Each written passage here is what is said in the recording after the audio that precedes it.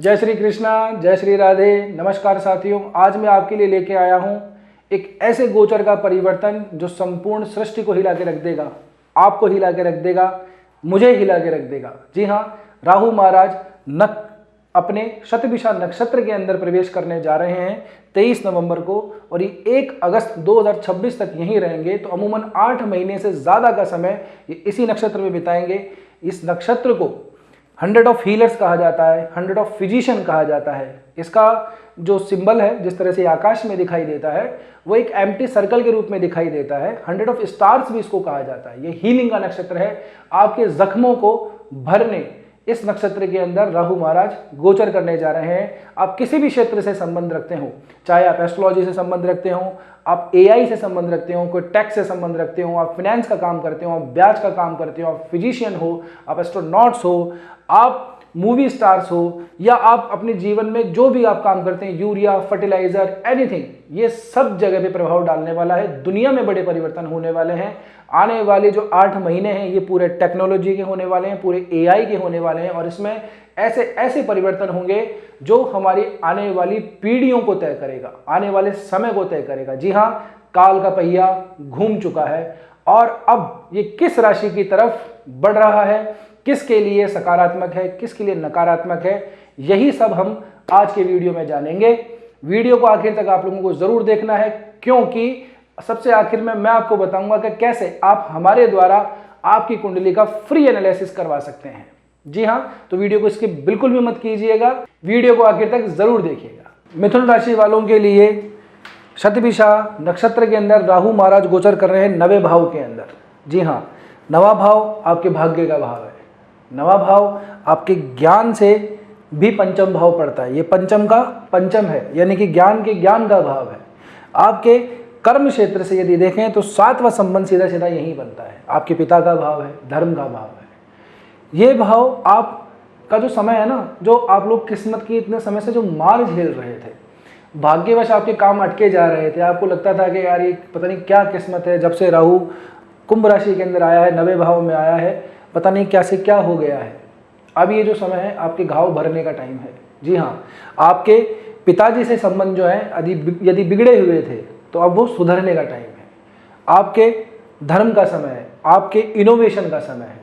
आपको इतना ध्यान रखना है कि अपने काम के अंदर इतना सा भी आपको लापरवाही नहीं रखनी है। अपने काम को अपग्रेड कीजिए। अपने जितना भी आप अपने आप को टेक्नोलॉजी से ड्रिवन बनाएंगे, आपके लिए नक्षत्र उतना ही अच्छा होगा, ये गोचर उतना ही अच्छा होगा, क्योंकि शतभिषा नक्षत्र है, हीलिंग का नक्षत्र है। ये नक्षत्र है फिजिशियन का, सर्जन का, इनोवेशन का, ये फॉरेन का, ये ट्रैवल्स का, ये इन तमाम चीज़ों से जुड़ा हुआ नक्षत्र है जो दुनिया की पूरी स्थिति बदल देगा, आपके जीवन की पूरी तरह से स्थिति बदल देगा। आप लोगों को चाहे आपका जो भी फील्ड हो, चाहे आप साइंस फील्ड के अंदर हो, चाहे आप रिसर्च फील्ड के अंदर हो, चाहे आप कोई मैजिशियन को या कल साइंस की फील्ड में हो, आप डॉक्टर हैं, आप सर्जन हैं, आप एस्ट्रोनॉट्स हैं, आप ट्रैवल का काम करते हैं, जो भी आप कोई काम करते हैं, यूरिया का, फर्टिलाइजर का, हेवी मशीनरी का, आप इवन कोई एआई से रिलेटेड कोई काम करते हैं, कोई सॉफ्टवेयर को आप काम में ले रहे हैं, वहाँ से आपकी कोई अर्निंग आ रही है, तो आप लोगों को अपने आप को बहुत ज़्यादा अपग्रेड करना अब जो है बहुत ज़्यादा ज़रूरी हो गया है। पॉलिटिशियंस, मूवी स्टार्स, इन तमाम लोगों के लिए ये जो समय है बहुत ज़्यादा लाभकारी रहने वाला है, क्योंकि 9वें भाव के अंदर यहाँ पे बैठे हुए हैं। ये राशि भी वैसे बुध की ही राशि बनती है। बुध का और राहु का वैसे संबंध मित्रवत संबंध बनता है, क्योंकि दोनों ही बुद्धि का कारक हैं। एक तर्क बुद्धि जो है वो बहुत ज़्यादा चलित बनाता है, एक व्यापारिक बुद्धि, वाक्पटुता, इन चीज़ों के अंदर बहुत ज़्यादा लाभ देता है। तो जो बुध और राहु के साथ में जो कॉम्बिनेशन बनेगा वो आपके बिजनेस में, आपके काम में बहुत ज़्यादा ग्रोथ देगा। अपनी भाषा को सुधारिए, उसको अपग्रेड कीजिए, कम्युनिकेशन स्किल अपने अंदर डेवलप कीजिए, फिर देखिए आपका कोई कॉम्पिटिटर आपके आसपास ही भी नहीं मिलेगा। जी हाँ, मैं सच कह रहा हूँ आपको, ये जो समय है आप लोगों को अपनी तमाम जितनी भी कमियां हैं उसको भरने का समय है। कुंभ का जो राहु होता है वो बहुत बढ़िया होता है, स्पेशली शतभिषा नक्षत्र, क्योंकि शतभिषा नक्षत्र स्वयं राहु का ही नक्षत्र है। ये मूवेबल नक्षत्र है, चर नक्षत्र है। वरुण इसके देवता बनते हैं, जो कि वर्षा के देवता है। ठीक है ना।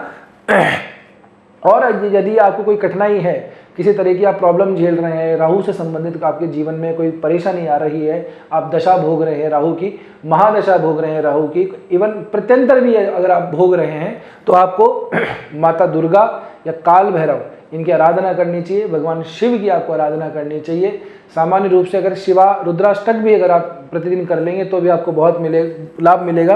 काल भैरव यानी कि भैरव चालीसा आप कर लीजिए, बटुक भैरव की आराधना कीजिए, माता दुर्गा के से संबंधित जितने भी स्त्रोत हैं, दुर्गा अष्टोत्तर शतनामावली है उसको आप पढ़ सकते हैं, है ना, सप्तश्लोकी दुर्गा आप पढ़ सकते हैं। यदि आप संस्कृत में थोड़े से ठीक हैं, है ना, बिना त्रुटि के काम कर सकते हैं, तो आपको दुर्गा पाठ भी इस समय पे कर लेने चाहिए। यदि आप इससे संबंधित कोई परेशानी झेल रहे हैं, इस राहु से संबंधित कोई परेशानी अगर आप झेल रहे हैं तो, क्योंकि ये समय घावों को भरने का समय है, ठीक है ना।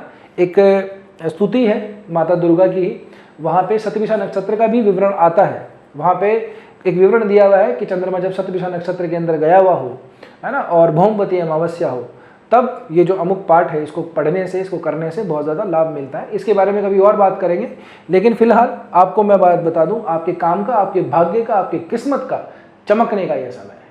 मैं आपको डराने की कोई बात मैंने आपको लोगों की नहीं की है।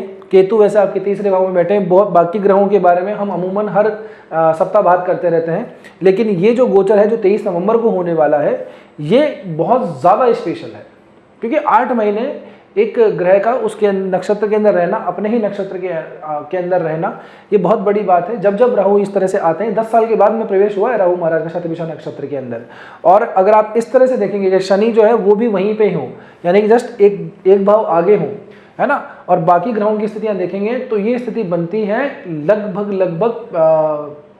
76 साल के बाद के अंदर। 1951 के अंदर ये कंडीशन बनी थी, तब दुनिया में बहुत परिवर्तन हुए थे, हमारे देश में भी परिवर्तन हुए थे, है ना, इलेक्शंस हुए थे, चुनाव हुए थे, देश को आज़ादी मिलने के बाद संविधान लिखा गया, उसको अडॉप्ट किया गया, है ना, एक पर्टिकुलरली इलेक्ट होकर के एक पॉलिटिकल पार्टी रूल के अंदर आई, पूरे देशों से हमारे संबंध बने, और दुनिया जहान के अंदर बहुत बहुत बड़े बड़े बदलाव हुए, यूएन के अंदर बड़े बड़े बदलाव हुए। तो ये बदलावों का समय दिखाई देता है। आपको अपने अंदर जितना ज़्यादा अपग्रेड कर सके, ट्रेंड को जितना ज़्यादा फॉलो कर सके, आपके लिए उतना ही ये नक्षत्र परिवर्तन, ये राहु का नक्षत्र परिवर्तन उतना ही ज़्यादा लाभकारी होगा। आप इसको नेगेटिव बिल्कुल भी मत लीजिएगा। अगर आप एकांकीपन महसूस कर रहे हैं, अकेलापन महसूस कर रहे हैं, समाज से कटे जा रहे हैं, लोगों से मिल नहीं पा रहे हैं, किसी भी परिवर्तन को अगर आप एक्सेप्ट नहीं कर पा रहे हैं, तो समझ लीजिए फिर ये समय आपके लिए बहुत ज़्यादा खतरनाक होने वाला है। काल की इस गति के अंदर आप बहुत ज़्यादा पीछे रह जाएंगे। ये काल का जो पहिया घूमा है, इसके साथ में आप नहीं चल पाएंगे। आपको चलना ज़रूरी है, जीवन है, परिवर्तन ही जीवन का दूसरा नाम है। तो अपने अंदर चेंजेस लेके आइए, अपने विचारों को चेंजेस ले समझिए, आने वाला समय कैसा होगा उसके अनुसार अपने काम को ढालिए, अपनी पर्सनैलिटी को ढालिए, समाज से उस तरह से कनेक्ट कीजिए। जितना ज़्यादा आप अपने अंदर परिवर्तन लाएंगे, सकारात्मक परिवर्तन लाएंगे, उतना ही ये समय आपके लिए लाभकारी हो जाएगा। अमृत जैसी आप लोगों के लिए ये समय जो है लाभदायी होने वाला है। ठीक है, तो कोई समस्या है उसकी मैंने आपको रेमेडी बता दी। और इससे संबंधित जो स्टोन है वो गोमेद एक स्टोन होता है, वो किसी अच्छे ज्योतिषी से पूछ करके और आप उसको अभिमंत्रित करवा के उसको भी धारण कर सकते हैं। यदि आपको कोई मंत्र या कोई भी और भी कुछ चीज़ चाहिए होगी तो आप ज़रूर कमेंट करके ज़रूर बताना, आपको उसका जवाब मिल जाएगा। उम्मीद करता हूँ आपको ये वीडियो पसंद आया होगा। वीडियो पसंद आया तो लाइक कीजिए, शेयर कीजिए इस वीडियो को, और अगर अभी तक आपने हमारे चैनल को सब्सक्राइब नहीं किया है तो सब्सक्राइब ज़रूर कर लीजिएगा। इस नक्षत्र के गोचर के बारे में मैंने जो आपको राशि का फल बताया है, जो लग्न का फल बताया है, इसको और अच्छे से समझ सकते हैं आपकी मेन पत्रिका देख करके। कौन सा ग्रह कहाँ बैठा है, किस ग्रह की दशा चल रही है, किसकी महादशा चल रही है, इवन राहु कहाँ पे पोजीशन है, शनि का कहाँ पे पोजीशन है, केतु कहाँ पे पोजीशन है, कहाँ प्रत्यंतर है, कौन सा मारक है, कौन सा कारक है, इन सभी चीज़ों की जांच करने के बाद ही हम किसी पत्रिका के सटीक विश्लेषण कर सकते हैं। तो यदि आप विश्लेषण करवाना चाहते हैं अपनी पत्रिका का तो नीचे दिए गए नंबर पे आप व्हाट्सएप कर सकते हैं। हमारी वेबसाइट के ऊपर भी आप जा सकते हैं, वहाँ से भी आप अपॉइंटमेंट ले सकते हैं। अब मैं बात करता हूं आप लोगों के लिए कि जो मैंने आपको प्रॉमिस किया था कि कैसे आप आपकी कुंडली का फ्री एनालिसिस करवा सकते हैं हमारे द्वारा। तो आप लोगों को वीडियो कैसा लगा है ये आप लोग कमेंट करके ज़रूर बताइएगा, और उससे पहले चैनल सब्सक्राइब कर लेना, ठीक है ना। कमेंट करके ज़रूर बताइएगा। एक अच्छे कमेंट को सेलेक्ट किया जाएगा हमारी टीम के द्वारा और फिर उनसे बात की जाएगी, फिर आपकी कुंडली का फ्री एनालिसिस किया जाएगा। उम्मीद करता हूँ आप लोग स्वस्थ होंगे, मस्त होंगे, अपना और अपने का ध्यान रखेंगे। मिलते हैं अगले वीडियो में। जय श्री कृष्णा, जय श्री राम।